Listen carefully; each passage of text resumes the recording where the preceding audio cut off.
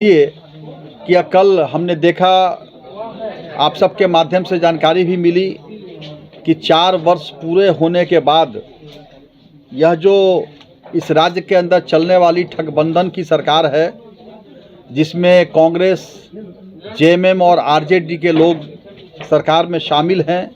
यह सरकार उत्सव मना रही है, यह सरकार अपनी पीठ ठोक रही है, जबकि कायदे से राज्य की जो स्थिति अराजक हो गई है। इसलिए इस सरकार को तो अपने आप में शर्म महसूस होनी चाहिए और यह चोरी और सीनाजोरी का इससे बड़ा उदाहरण और दूसरा कुछ नहीं होगा, क्योंकि हर फ्रंट पर यह सरकार फेल है।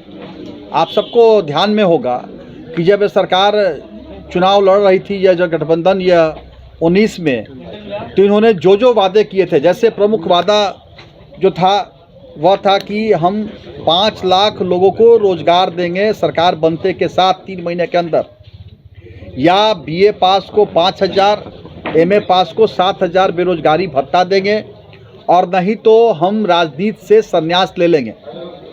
इन्होंने कहा था, यह आपने छापा था, वह प्रिंट इलेक्ट्रॉनिक मीडिया ने रिकॉर्डिंग करके उसको दिखाया था, लेकिन एक भी लोगों को, एक युवकों को उनके इस घोषणा के तहत कोई रोजगार नहीं मिला। इन्होंने कहा था कि हम सरकार बनते के साथ स्थानीय नीति लागू करेंगे, रोजगार नीति लाएंगे, 32 खतियान लागू करेंगे, लेकिन इन्होंने आज तक इस राज्य के अंदर कोई स्थानीयता तय नहीं इन्होंने किया। यह घोषणा जरूर करते हैं कि स्थानीयों को नौकरी मिलेगा, लेकिन स्थानीय कौन, यह पूछिए तो यह कुछ नहीं बता पाते। आज भी यह रघुवर दास की जो इस राज्य के अंदर जो इन्होंने स्थानीय नीति बनाया था, उसी नीति का पालन यह राज्य कर रहा है, और इस प्रकार से यह लोगों को बेवकूफ़ बना रहे हैं, ठग रहे हैं। केवल राज्य में अराजकता यह कायम कर रहे हैं, क्योंकि आज मुख्यमंत्री स्वयं संवैधानिक संस्थाओं का विरोध कर रहे हैं, उसकी संवैधानिक मान्यताओं को यह नहीं मान रहे हैं। जैसे आपने देखा, मैं आपके पास का ही उदाहरण देता हूं कि यहाँ के जो अभी वर्तमान में एसएसपी हैं, जिनका अभी कल परसों ट्रांसफ़र हुआ, यह लगभग 1 साल पूर्व ही इनका डीआईजी में प्रमोशन हो गया था, लेकिन उनके प्रमोशन को धत्ता बता के, वह नियम को रोक करके, और उनको धनबाद में एसएसपी के पद पर बना करके रखा गया। यह 6 बार ईडी ने इनको समन किया, बावजूद इसके नहीं जा रहे हैं।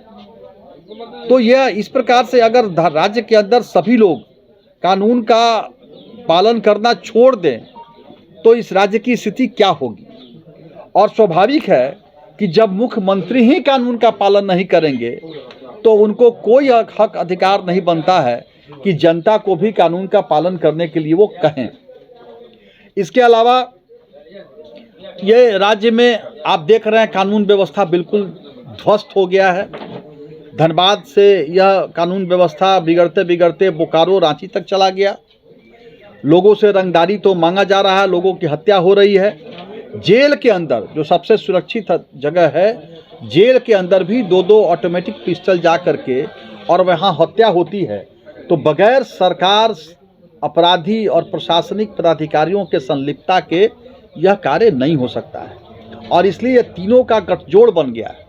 यह तीनों के गठजोड़, लोहा, कोयला, बालू, दारू, इन सब घोटाले की वजह से तो पैसा आ ही रहा है। इस प्रकार से अपराधियों के साथ गठजोड़ से भी सरकार पैसा कमा रही है। अभी आपने देखा कैसे कांग्रेस पार्टी के एक एमपी के घर से 350 करोड़ रुपए लगभग कैश नगद मिले। इसके अलावा जो ज्वेलरी वगैरह सब तो वो तो अलग विषय है, लेकिन यह इसलिए सरकार से पूछती है, झारखंड की जनता पूछ रही है कि ये पैसा किसका है, इस पैसे में किसकी किसकी हिस्सेदारी है। क्योंकि व्यापारी भी अगर होगा तो नियम यही कहता है कि 2 लाख तक आप कैश रख सकते हैं, लेकिन इतना बड़ा कैश, जरूर इसमें इस पैसे का कुछ गलत इस्तेमाल के दृष्टिकोण से यह रखा गया था, और जो भी दृष्टिकोण से रखा गया हो, लेकिन यह सरकार के अराजकता की ओर दर्शाता है। इसके अलावा यह सरकार अपने फंड, जो भी राशि केंद्र सरकार से आ रही है या जो इनका बजट है, वो बजट तक खर्चा नहीं कर पा रही है।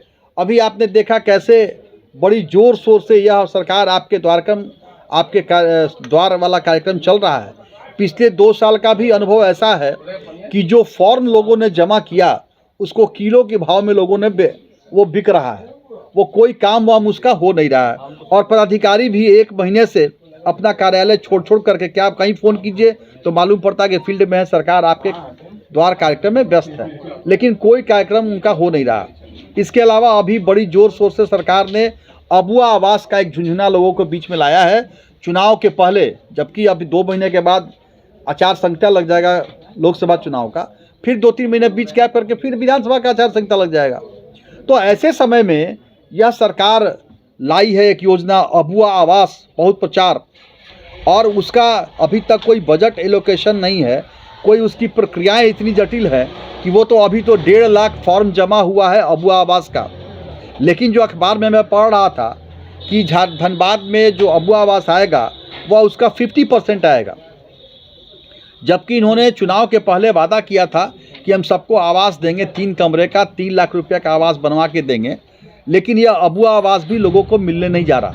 जिस प्रकार से आपको याद होगा, आप लोगों ने भी बड़ी ज़ोर शोर से प्रचारित किया था और सरकार ने भी बड़ी बाजे गाजे के साथ, मुख्यमंत्री ने बिल्कुल मंच से सार्वजनिक घोषणा किया था कि हम यहाँ के युवाओं को पेट्रोल सब्सिडी देंगे। और वो पेट्रोल सब्सिडी वाली योजना आज कहाँ है, उसकी क्या हश्र हुई, यह आप सब लोग जानते हैं।